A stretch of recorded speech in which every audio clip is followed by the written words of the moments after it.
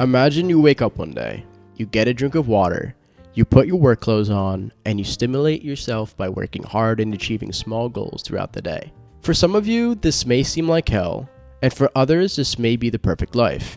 But what I'm about to be telling you today is why boredom can actually be healthy for you.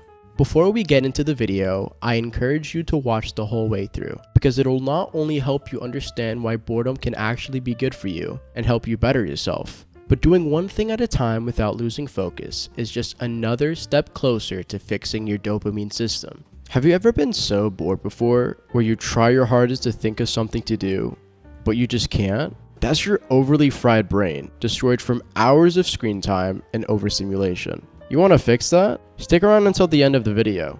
Let me ask you this. Why would you choose your phone over something like a book? Because not only does your phone reward more dopamine, but it's the easier way. Your brain doesn't like to work for things. It controls you in order to always take the easy way out. Now, do you want to live your life being in control or being controlled? Listen, your brain was never meant to lounge and for you to be all lackadaisical. It was never meant to be used to only have fun or to watch TV all day. If you understood how complex the cerebrum was, you would know that the amount of creativity it could use is astonishing. Now that all sounds great in theory, but it's actually attainable. You just have to be willing to be bored, and those things will occur. We constantly overstimulate ourselves and it destroys our brains. If we focus on the right things, it'll be used for its actual purpose, and we will be so much better off in life, whether it's in a year, 5 years, or 20.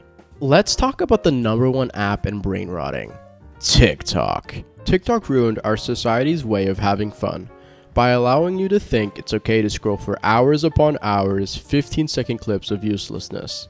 You'd probably hear this often, but before, kids used to actually go outside and have fun. They'd get their daily dose of exercise and vitamins from the sun. An old NIH study reads that vitamin D can be synthesized in the skin through a photosynthetic reaction triggered by exposure to UVB radiation, which basically translates to this: a simple 30 minutes a day in the sun will give you enough vitamins and energy to last you throughout the entire day.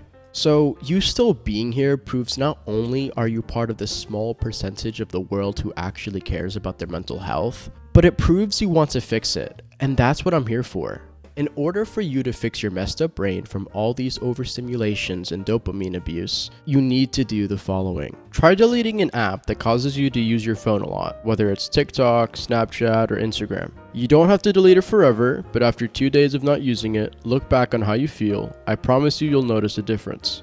Work out. Now, this doesn't have to be a chore. Personally, I love hitting the gym. It gets me that boost of confidence and energy. And it's the right way to reward yourself. You see, your brain doesn't allow itself to feel rewarded after a workout because you already destroyed your dopamine system. But working out, whether it's hitting the gym or going out for a 15-minute walk every day, has its own benefits, and within a week, you'll notice a difference. Not just physically, but also mentally.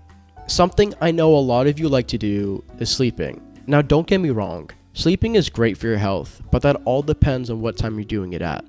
A recent study shows that if you fall asleep before midnight, minutes seem like hours and you'll be refreshed. And waking up at a reasonable time like 7 or 8, you'll have gotten what feels like the best night of sleep you've ever had. On the contrary, sleeping after midnight has the opposite effect, where hours seem like minutes, and you'll wake up sluggish with a foggy, unclear mind, and with no energy to help you get through the urgencies and tasks of the day. Another thing is, if you take naps throughout your day, that's another way of overstimulating your brain because of how good it feels. But you can easily be destroying your sleep schedule that way. I suggest you do your night routine an hour before bed. You put your phone across your room, somewhere out of reach, and sit in bed for the last hour meditating. Then when you go to sleep, your alarm will wake you up in the next morning, forcing you to get out of bed. If you work on self-improvement, you'll notice that you'll find yourself being okay with being bored. Sometimes stimulating yourself is okay, it just depends on how you do it. You want to get rid of the things that are above your biggest priority. If you want to become rich or successful, you have to make sure your life is boring, so that working hard to achieve money or success is the thing that you end up enjoying. Your brain tricks itself into thinking working can be fun. The easiest way of becoming successful is by making your life more simple, so those responsibilities or priorities are actually fun. You will end up being so far ahead of everyone and more focused because your brain isn't fried with cheap dopamine. Stay consistent with these tools, and good luck. If you enjoyed this video, like, subscribe, and peace out.